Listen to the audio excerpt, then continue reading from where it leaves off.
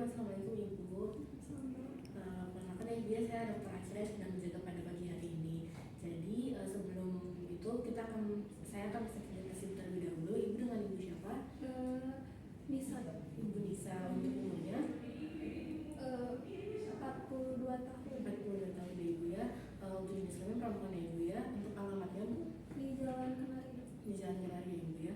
Baik Ibu, dari hasil pemantauan tadi Ibu kan terkena diabetes mellitus ya. Jadi di sini saya akan memberikan beberapa edukasi ya kepada Ibu tentang diabetes mellitus ini. Nah, tujuannya itu supaya bisa mengontrol kadar gula darah pada Ibu dipantau setiap harinya dan untuk mencegah adanya komplikasi yang berkelanjutan. Nah, di sini saya akan menjelaskan yang pertama untuk penggunaan glukometer untuk mengecek kadar gula darah pada Ibu. Nah, di mana tujuannya itu yang seperti yang sudah saya sampaikan tadi ya Ibu ya, untuk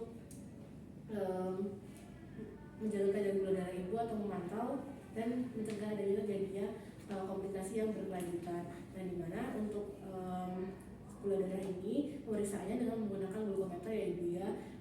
Sebelum Ibu melakukan pemeriksaan, nanti Ibu terlebih dahulu mencuci tangan terlebih dahulu menggunakan sabun menurut 6 langkah menggunakan sabun. Nah, jika sudah, Ibu bisa siapkan bahan-bahannya.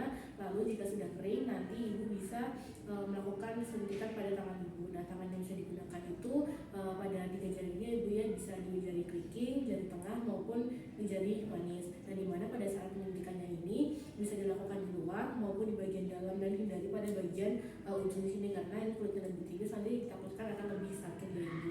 Nah, setelah itu nanti jika sudah Ibu terlebih dahulu bisa membuka alat ini namanya autoclave, di mana nanti pada saat penggunaannya Ibu bisa memasangkan autoclave terlebih dahulu dengan menggunakan lancet ya Ibu ya, dilepas terlebih dahulu.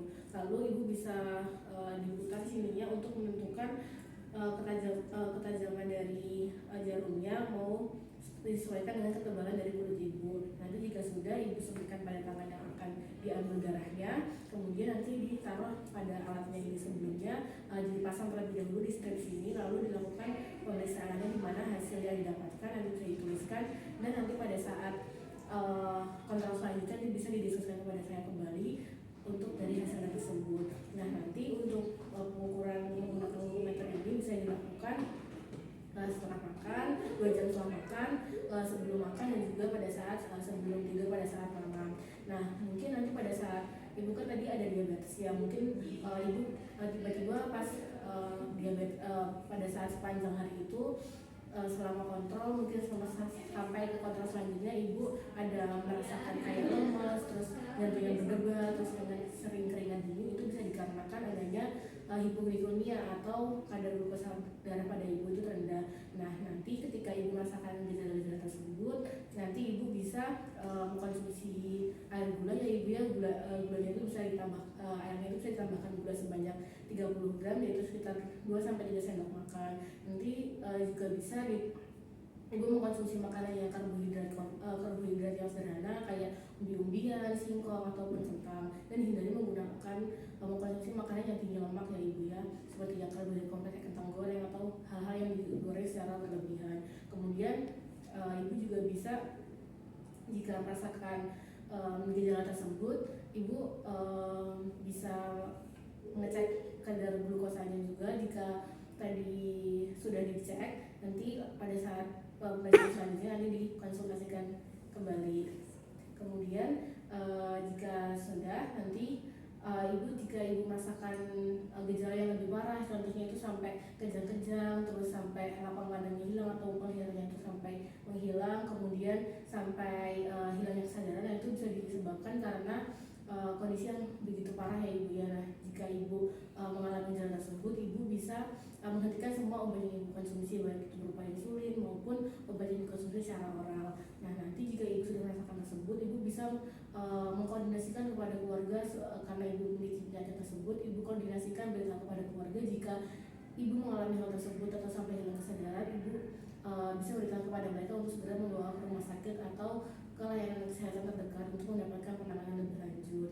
Nah, untuk pencegahannya dari hipoglikemia ini, Ibu bisa selalu melakukan pemantauan kadar gula darah Ibu dengan tadi mengecek kadar gula darahnya setiap hari. Lalu untuk nutrisi dan juga ibu bisa untuk melakukan aktivitas fisik. Dimana aktivitas fisiknya bisa dilakukan sebanyak 150 kali per menit dalam setiap minggu yang bisa dibagi setiap 5 hari ataupun 3 hari. Kemudian ditambahkan juga aktivitas fisik untuk latihan ketahanan ataupun keseimbangan kayak angkat beban ataupun yoga itu sebanyak 2 sampai 3 kali per menit. Nah, untuk nutrisi itu untuk makanannya kita menerapkan prinsip 3J ibu ya, untuk jumlahnya itu sesuai, nanti ibu akan ada konsultasi kepada ahli gizi untuk menentukan seberapa banyak yang harus dikonsumsi ibu. Nah, terus untuk jenisnya kita akan menggunakan ini ibu ya, metode piring 3. Ini yang bentuknya, jadi nanti dalam satu porsi makanan ibu itu nanti dibagi setengah, dimana nanti setengahnya itu berisikan seratnya itu bisa berupa sayur-sayuran, buah-buahan, apapun itu.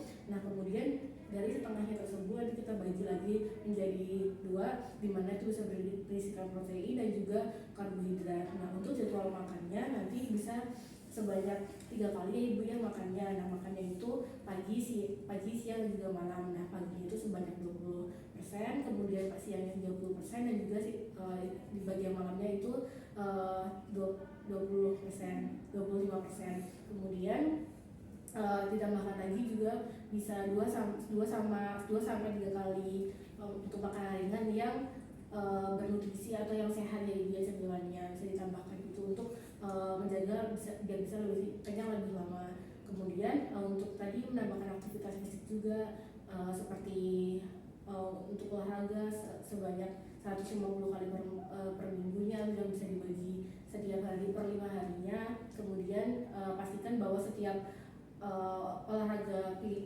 aktivitas olahraga dari hari satu ke yang lainnya itu tidak lebih dari 2 sampai 3 hari. Kemudian bisa ditambahkan juga aktivitas untuk latihan ketahanan, keseimbangan seperti angkat beban maupun yoga ataupun aktivitas yang serupa sebanyak 2 sampai 3 kali dalam seminggu. Mungkin cukup sekian ibu dari penjelasan saya mengenai edukasi tentang panduan dari pencegahan dari diabetes ini supaya tidak terjadi lebih parah. Apakah ada yang ditanyakan terlebih dahulu? Semoga lekas sembuh ya ibu, bisa dipantau terlebih dahulu glukosanya, dan selamat bertemu kembali di kontrol selanjutnya. Terima kasih ibu. Assalamualaikum.